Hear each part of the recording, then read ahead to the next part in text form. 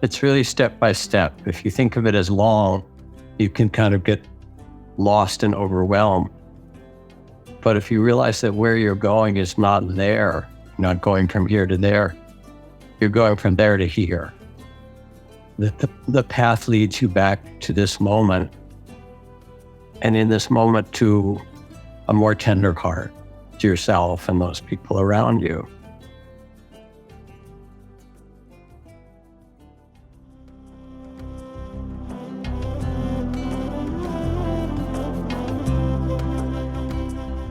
Hello, welcome back to Jack Kornfield's Heart Wisdom podcast here on Ram Dass's Be Here Now Network. I am Ganesh Bremiller, here to introduce episode 207, Rekindle and Renew. This is a really cool one. I know I often say that, but this is focused around Jack's interaction with his students. Now, normally we have Jack giving a Dharma talk, which is around some focused subject, or he's being interviewed or interviewing somebody with a shtick. Somebody who is focused around a specific topic as well.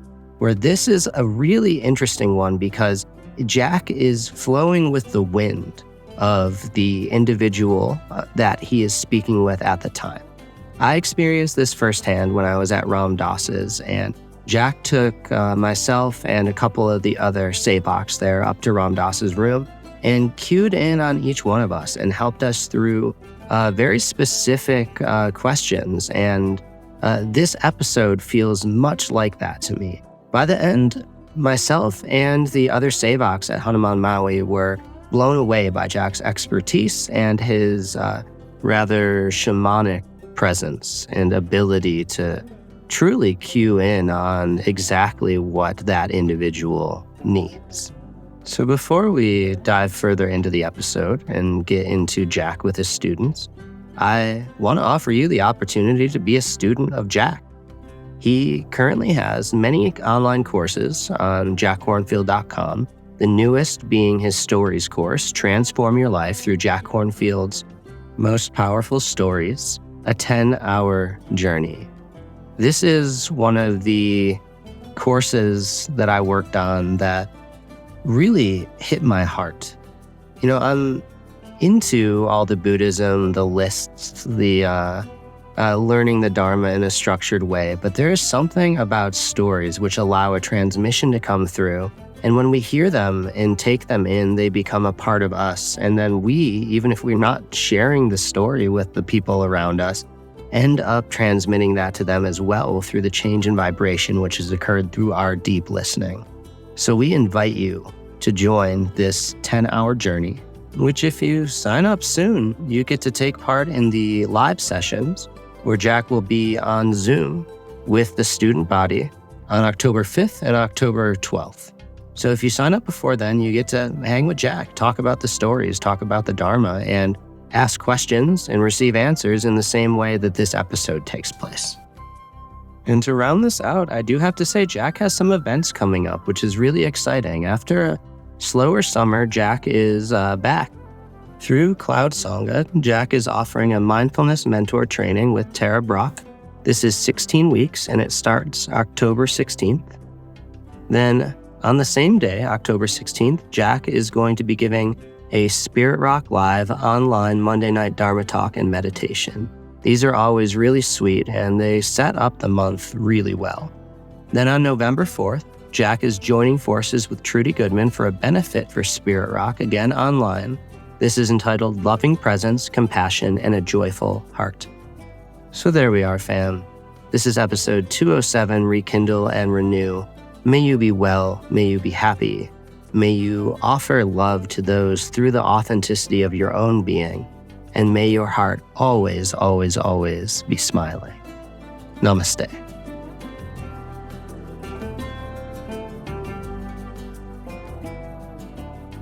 So we have time for some questions or dialogue for a little bit. And then following this, I have one more story to tell you before we end this evening. Hi, Jack. Hi, Linda. How are you? Good. We're coming to the end of the year, a sad year for most of us as we've grieved for people we've known who've died, people around the world who we don't specifically know who died. And each year, at the end of the year, we have an intention setting ceremony around the solstice. And I was wondering this year what, in light of the fact that we won't be here together physically, what would you recommend for us to do? We usually have the red strings.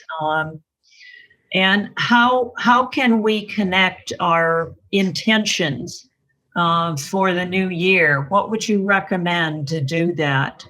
We know there's going to be huge challenges during this winter, and yet we're all looking forward to the fact that we're moving forward with President Biden. And I'd like to know how do we connect with each other and connect with our own intentions in light of the fact that we won't be together here at Spirit Rock. What would be your thoughts on that? Yeah, thank you. So I love your question because in some way you're bringing in what we've done over many, many years, as you describe, on the last Monday night or the beginning of the new year, where we'll tie a blessing cord and begin by meditating on what is our deepest intention and where do we find spiritual refuge or sustenance and so forth. The beautiful thing of your bringing it up and describing it is that we've done it many, many years, and now we know how to do it. And even you, in some way, you were teaching people as you did it. All right.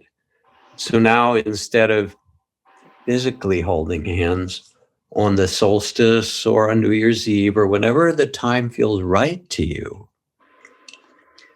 go to your sacred place, go to your quiet place, go to your meditation place. Take a cord if you like, a red cord, you might, or not, or a piece of paper. Quiet your own mind and heart. And then listen. If you were to set the best intention for the year ahead, like setting the compass of your heart, or this is the direction that most matters to me, this is what I want to live. Let yourself reflect in that way and then write it. That deep intention. And it might be as simple as a kind of vow. I vow to be kind, which we've talked about every year. Or it might be something more eloquent and poetic, which some people will find, like that beautiful poem from the school prayer from Diane Ackerman. I swear I will not dishonor my soul with hatred, but offer myself humbly as a guardian of nature, a healer of misery, a messenger of wonder, and an architect of peace. Or maybe you want to walk in the woods and stand in front of a tree. I speak for the trees, the redwoods and the dogwoods and the maples and the oaks, and listen and say, what is it that I want to do to set this intention of the heart? And write it down and make a prayer. That's the beautiful thing I've seen in our community and in people all over, that even though we're not together in a physical way, that we're carrying something, as you have said so beautifully, so clearly, and we have it. So thank you for bringing it in for all of us. Hi, Jack. My name's Anne. I live in South Louisiana.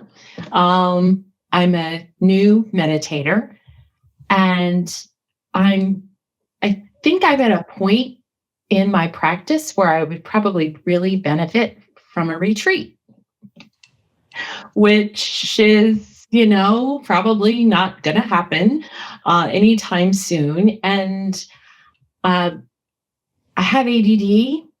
I'm easily distracted.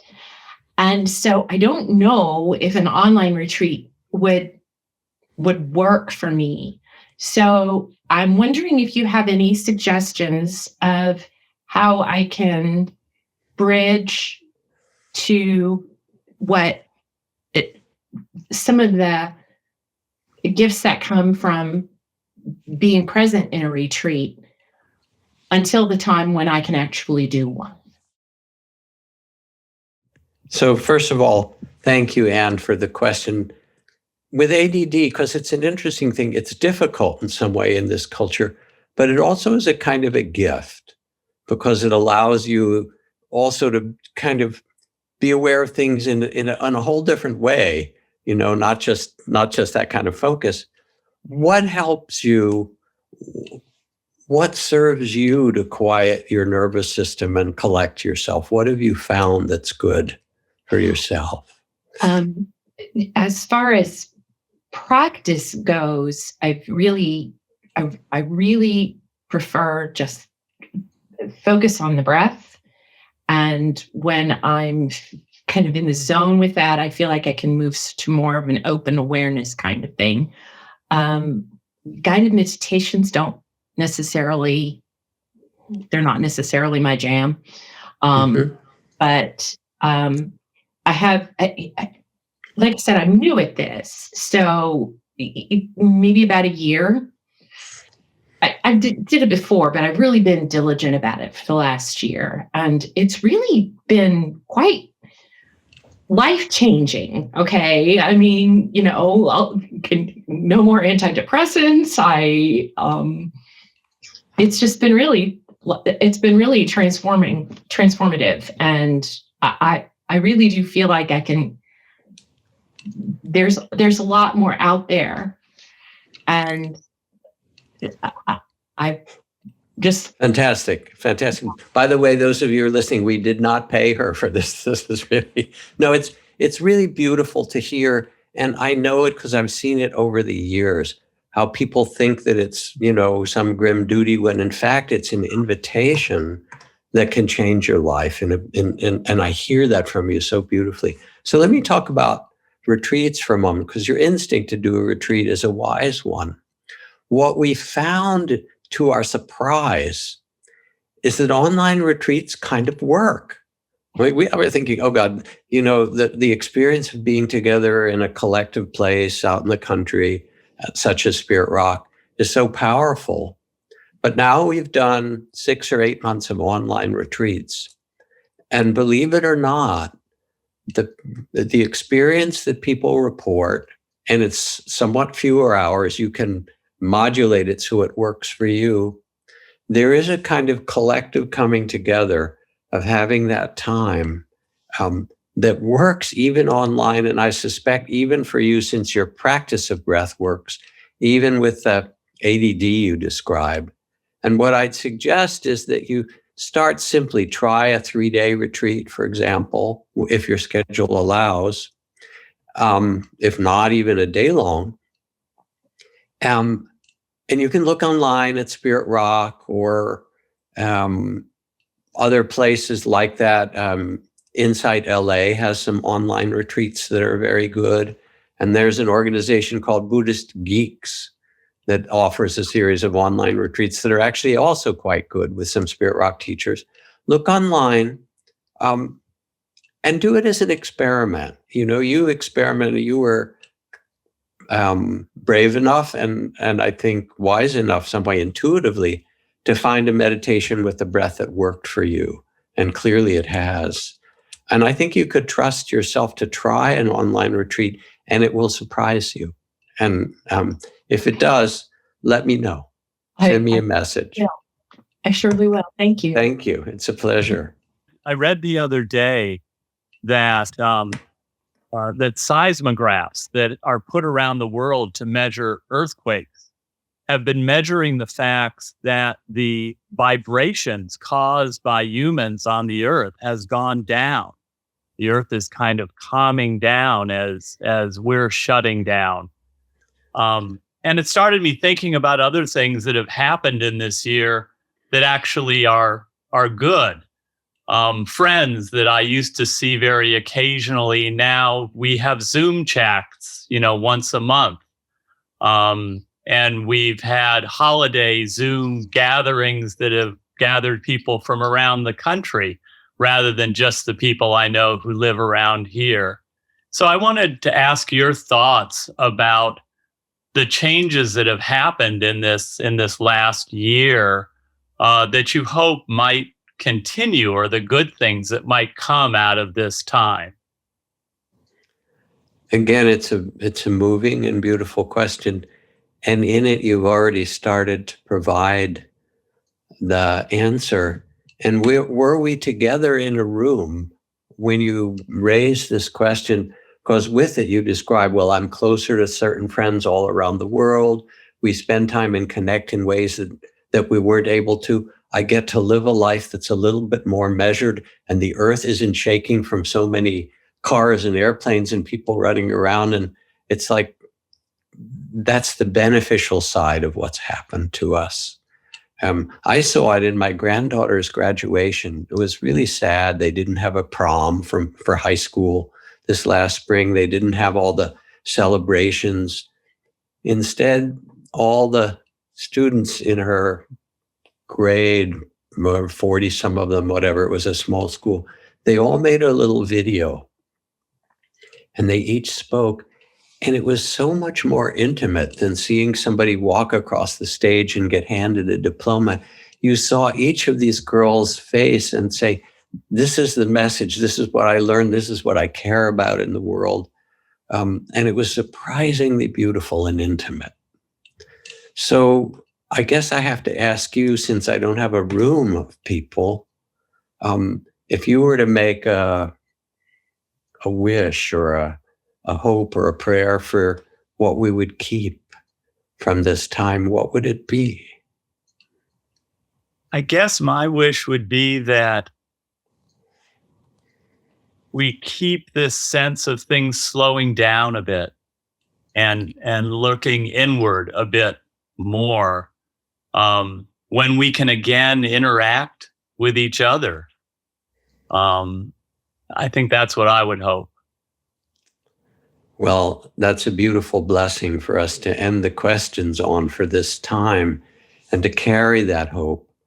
And in some way, both the story tonight of Seijo coming back, to reunite in some deep way, what you described from the pandemic has allowed us to reconnect in a stillness, in a simplicity that has some beauty to it and something truly nourishing that you don't want us to lose and that we don't want to lose, that our practice also supports us in.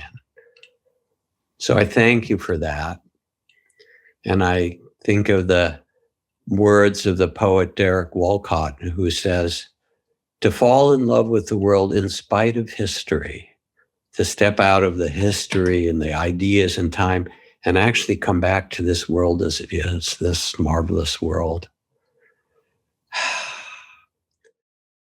Hi, Jack. This is Ileani.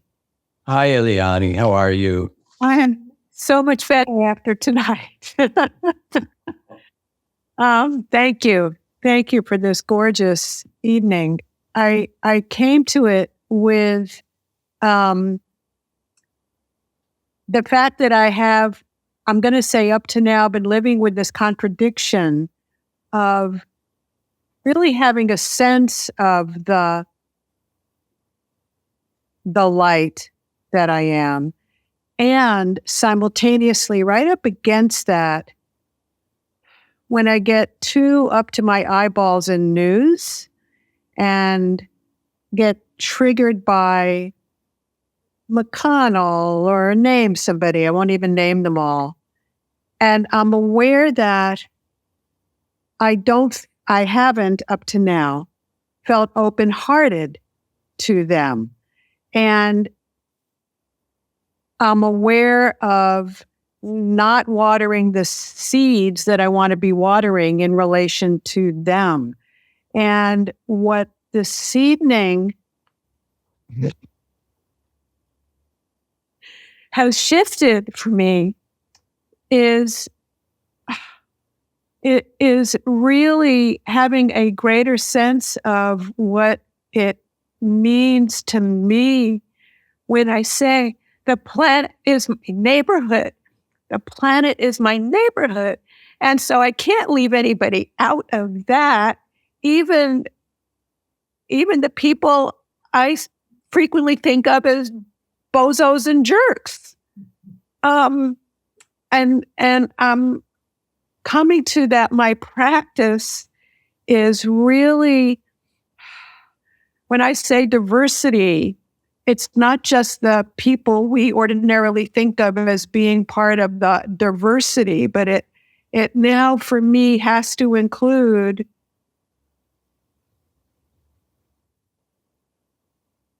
the people who up to now I've really I could sock them one. I mean, I have very non-Buddhist thoughts about many of them. And I'm very aware that for me needs to shift if I'm going to create the world that I want to be creating. And that came out of this evening. So thank you. Eliana, first, I'm just touched by what you say and by all the feeling behind it. I even invite you to close your eyes for a moment, because what you're expressing and the tears that come with it is how deep you care, how much it really matters, and how you want to be that beacon of love. You want to be, Martin Luther King standing there saying, "We will not hate you. We'll wear you down with our capacity to love everyone." Even the bozos and jerks. Because you do need some humor. We've all had un-Buddhist thoughts. That's true. It's not just you, dear. But I do metta, and I can wish anybody. I pick the worst dictators in the world, and I wish, may you be free from fear. May you be free from ignorance. May you find love in yourself. I can wish that for anyone. Because as you said, better than I, this is your neighborhood. Yes. You become Mrs. Rogers' neighborhood. And I just feel the goodness of your heart opening. And I thank you. It's beautiful. Thank you. Yeah. Great to see you, and thank you for tonight. Last week, had this chronic pain, and one of my openings and breakthroughs has been that I can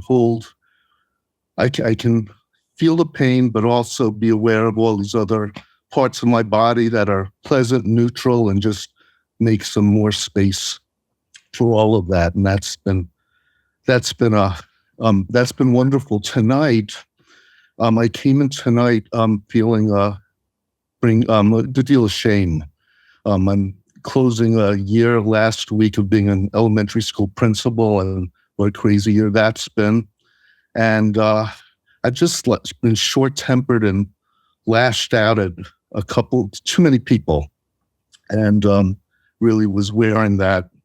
And then tonight, as we're sitting and as I listen to you talk, just like with the pain, the physical pain, I just realize that there's a place for shame, and there's a place for so much more.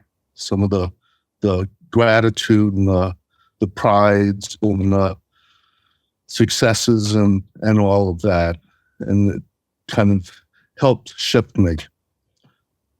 So I thank you for that. Yeah, and I thank you for your honesty and also for your service. You're a first responder to our children. And it's not an easy thing. I mean, I remember being sent to the principal and I was terrified for my misbehavior. So you have to hold all this stuff.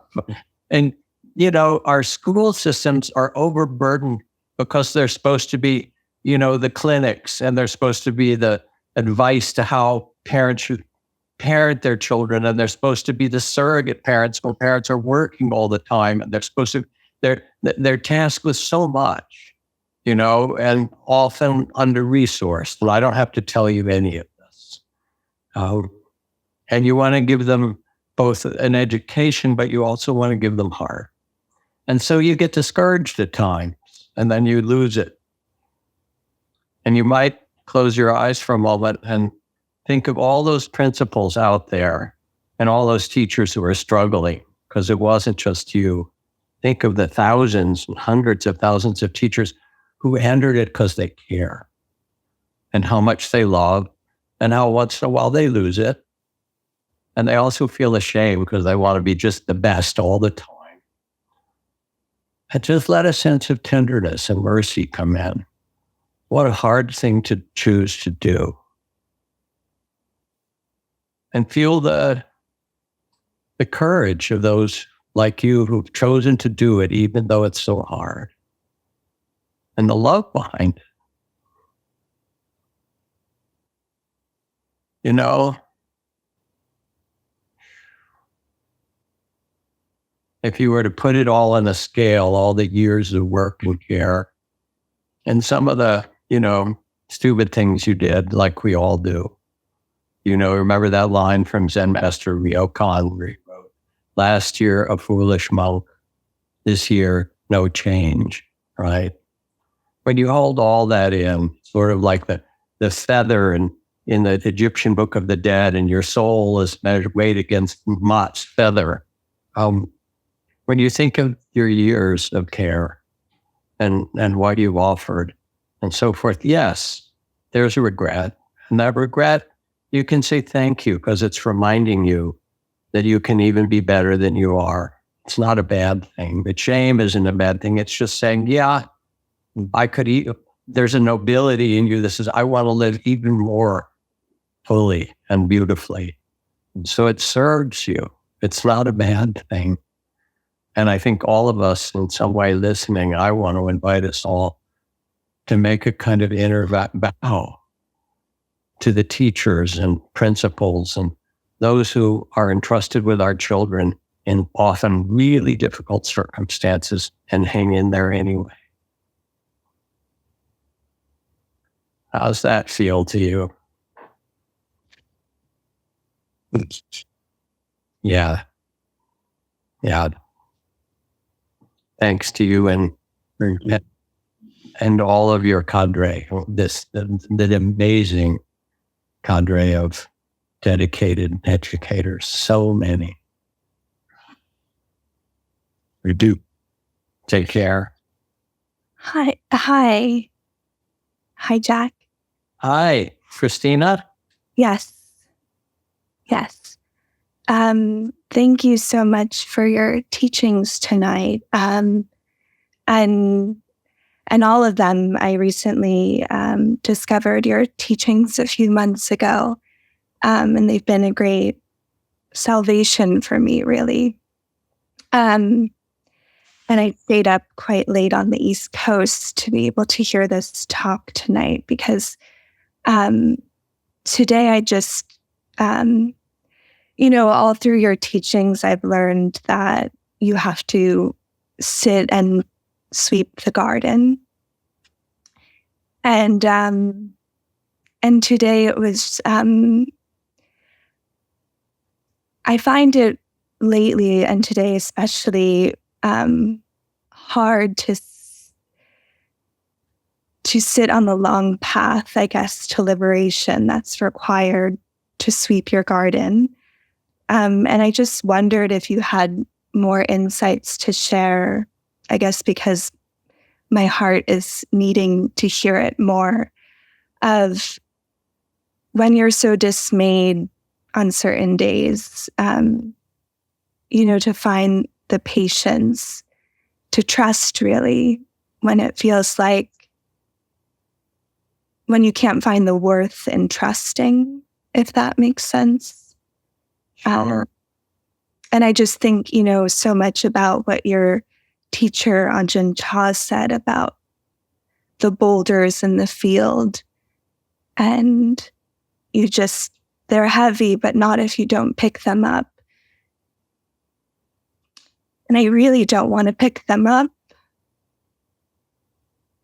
But it feels very hard to let them go. Can you tell me what some of those boulders are?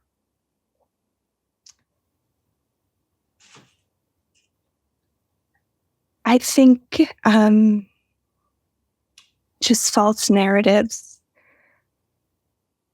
I've been told, or just aspects of personal life, whether it's family, etc. Something that you're so close to, but maybe perhaps it doesn't always serve you. And so I want to sit and just keep sweeping my garden. But sometimes it feels like it's a really long path. And how does one find the worth in patience, I guess, and in trusting? So a couple of things to say. It's really step by step. If you think of it as long, you can kind of get lost and overwhelmed. But if you realize that where you're going is not there, you're not going from here to there, you're going from there to here. The path leads you back to this moment, and in this moment to a more tender heart to yourself and those people around you. So when you feel that, you can pause and say, oh yeah, I have all these expectations. They're trying to help you. Thank you to the expectations. And where I'm going is here. Can I find some tenderness? Now, a couple more things to say. If you have a little bit of difficulty with your family or things they say to you or their expectations, it sounds like you do, yes? Yes. Remember that Buddha and Jesus both had a hard time when they went back to their families. Which is to say, family is like the advanced spiritual practice. And, you don't want to have a lot of expectations that you're going to do it right or fix them or whatever. They are who they are, and you just got to love their quirkiness and their judgments and their being lost and all that. They gave you life. They did what they could. They still do. And you can say thank you, even though you don't have to follow everything they say, and you shouldn't. You really have to follow the wisdom of your heart. But to understand that family is family. And you don't have to do anything about them or fix them. You just have to say thank you, take what's good, and love yourself. Now, here's another thing. I'd like you to close your eyes for a moment, because I can feel the dedication in you that you really want to live with tenderness and courage and love. Can you feel that in yourself? Yes. And I'd like you to imagine, I don't know if you have one, that you make a little altar where you live, someplace where you can put a few precious things and maybe some images of whoever inspires you. And it can be Kuan Yin, the Bodhisattva of infinite compassion, or Mother Mary, or, whoever it happens to be. And then on this altar, I want you to imagine that when things seem difficult or too hard for you, that you can acknowledge them lovingly and then write them on a little piece of paper. Impatience, fear, longing. So you honor them kindly, and then you put them on the altar, and you say to Mother Mary or who's ever on there, the Buddha, will you hold these with me? So it's not just you. It's you, and it's the illumined ones of all the ages. And it's also all the young women of the world who need their own altars and say, yes, let's do this together. Let's not be under the weight of these, but let's carry them with mercy and tenderness. And feel how, as you do that, it frees you in some way. Now you don't have to carry it.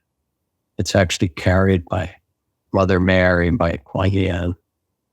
Sense this image and tell me as you do, does this feel like it might be useful? It does. It feels lighter, like I'm not picking up the boulder. Yeah, you can place it there. Let your eyes open. The other thing to say is that one of the things that most helps all of us in this journey is community. started taking refuge in the sun god with that funny story. But Sangha as community, we can't do it alone. And I don't know if you have a connection with a community online or where you are, but to join a group, to be part of something that helps, because you can practice together and hear everybody else's stories and realize, oh, we're doing this together, we're holding this together. Do you have any connection with community yet? I do. What's the community? My friends. Mm-hmm. Mm-hmm. And are they interested in the same things, including this of kind of awakening, compassion? Some are. I think some of it too is, feeling shame around some of my stories, but that's okay. So feel the shame too, and put your hands in your heart. You don't have to make the shame go away. You don't have to shame the shame, because it's really trying to protect you. It's trying to say, all right, I want you to be better. It believes that. The fact is that you are good, that you're actually good and beautiful. But the shame is taught to you. It's a fear. And hold it and say, thank you for trying to protect me. I'm actually fine. Thank you. I'm just fine. I'm good just now. And then you can put the shame in the lap of Kuan Yin or Mother Mary and say, you carry this for all the young women who feel shame. You carry this. I'm fine. Thank you. So much tenderness. You're doing great. And I think beyond your friends that it would be useful to look for an online meditation community, or I don't know where you live, but in some place where you can connect with others who are actually meditating and dealing with the same things that we do as we open our hearts and our minds. So look for that. And thank you for your honesty. You're actually doing you're actually doing really well. Just so you know. Thank you. All right. Yeah, take care. And with this, I think we'll pause for the evening. Feels like enough. I hope you take whatever was a reminder into yourself from the meditation, the stories, the conversations we've just had, whatever reminds you of goodness in your own heart. And in this week of the illumination of the light, remember that you are that light, that you are the light of awareness itself come into this body. And as the Buddha's last word said, make of yourself a light. Let that love and light, that illumination of awareness that you are, shine through. Thank you, and be safe and well. See you again. Good night.